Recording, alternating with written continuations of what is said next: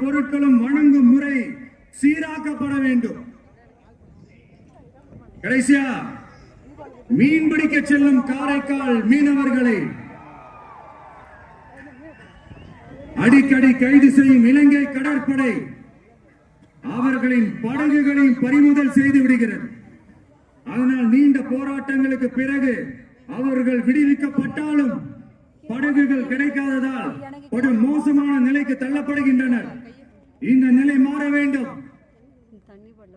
நான் மறுபடியும் சொல்றேன், இந்த விஜய் புதுச்சேரி மக்களுக்காகவும் எப்பவும் துணை நிற்பான்.